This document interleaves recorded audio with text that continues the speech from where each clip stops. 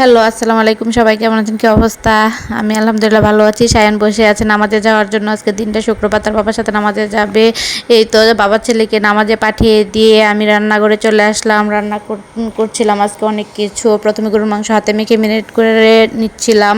হাতে মেখে গরুর মাংস অনেক মজা হয়, মাংসটাও অনেক ফ্রেশ ছিল। আর বাচ্চাদের বাড়ি থেকে আসার পর তাদের আবদার ছিল বাসায় আবার পোলাও রোস্ট খাবে। তাই আমি আবার তাদের আবদার পূরণ করার জন্য আবার রান্নাবান্না শুরু করছিলাম। প্রথমে মাংস ব্রেড করে এখন রোস্টে চলে আসলাম। ভাজছিলাম, এর সাথে আবার মাংসটাও হয়ে আসছে। মাংসের কালারটা অনেক সুন্দর আসছিল আর খেতে অনেক মজা হয়েছিল। রোস্টও হয়ে গেছে। রোস্টের কালারটা ভিডিওতে সুন্দর আসেনি, কিন্তু খেতে অনেক মজা হয়েছিল। এই যে গরুর মাংসের কালারটা এত সুন্দর হয়েছিল আর খেতে অনেক টেস্টি ছিল। আর এই তো আমি পোলাওটা বসিয়ে দিলাম। পোলাওয়ের চালটা প্রথমে ধুয়ে নিয়েছিলাম, ধুয়ে শুকিয়ে নিয়ে এখন ভেজে নেব। আর অন্যদিকে আমি মুগের ডাল দিয়ে গরুর মাংসটাও রান্না করা প্রায় শেষের দিকেই ছিল। এই যে তো পোলাওটাও হয়ে আসছে।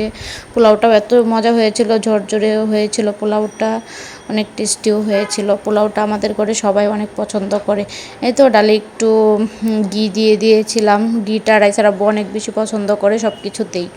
এই তো দুপুরে খাবার দাবার শেষ করে ছাদে চলে আসলাম। আজকে ছাদে ঢুকেই মনটা অনেক খারাপ হয়ে গেল, কারণ ছাদে কাপড় শুকাতে দিয়েছিলাম, এসে দেখি রাইসার আব্বুর গেঞ্জি মিসিং। এই পর্যন্ত 1 মাসে 3টা গেঞ্জি মিসিং হয়েছে। কেমন লাগে বলেন তো? গাছগুলো টপে লাগাচ্ছিলাম ঠিকই, কিন্তু মেজাজটা ছিল অনেক খিটখিটে। এখানে লাগাচ্ছিলাম স্ট্রবেরি গাছ আর পুঁইশাক গাছ লাগাচ্ছিলাম ঠিকই, কিন্তু মন বসছিল না। এই তো গাছ লাগানো শেষ, তাই আকাশের দিকে দেখছিলাম যে বৃষ্টি হবে কি না, কিন্তু বৃষ্টি তো হচ্ছে না। বৃষ্টি হলে তো গাছগুলো অনেক সতেজ হয়ে যায়। তা কি আর করা। এদিকে দেখছিলাম ধনেপাতা গাছটাও কেমন শুকিয়ে গেছে। বলেছিলাম না গাছগুলো নষ্ট হয়ে গেছে কিছু কিছু গাছ। এই তো বাসায় চলে আসলাম। বাচ্চাদের জন্য পায়েস রান্না করেছিলাম আর সেমাই রান্না করেছিলাম। এটাও বলেছিল তারা তাদের ঈদের আবদার বাসায় এসে সেমাই পায়েস রান্না করে দেওয়ার জন্য। এই তো তাদেরকে সেমাই পায়েস দিয়ে ভাবছিলাম কি ঝাল ঝাল কিছু খাওয়া যায় কি না। তো ভেবে ফেললাম যে একটু ঝাল ঝাল মুড়ি মাখা খাই। এই তো টমেটো, পেঁয়াজ, মরিচ, শসা কেটে নিচ্ছি। এই তো এখন মাখানোর পালা। মাখানোর জন্য সব কিছু নিয়ে নিচ্ছিলাম। আজকে ভাবছি একটু অন্যরকম মুড়ি মাখবো। একটু অন্যরকম মুড়ি মাখানোর জন্য এখানে দিচ্ছিলাম লেবুর রস, লেবু কুচানো, তারপর আমার মনের মতো যা মনে হয় তাই সব কিছু দিয়ে মুড়ি মাখছিলাম। তার সাথে একটু অন্যরকম টেস্ট হওয়ার জন্য দিচ্ছিলাম একটু গরুর মাংস।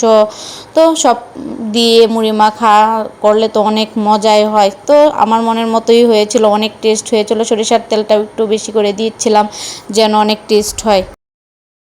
মুড়ি বেশ অনেকটুকু মাখছিলাম, কারণ আমার হাতের মুড়ি আমার ঘরে সবাই অনেক বেশি পছন্দ করে, কিন্তু আমি তেমন মুড়ি পাগল না। তাও আজ অনেকটুকু মুড়ি খেলাম আর আমরা অনেক মজা করে মুড়ি খাচ্ছিলাম।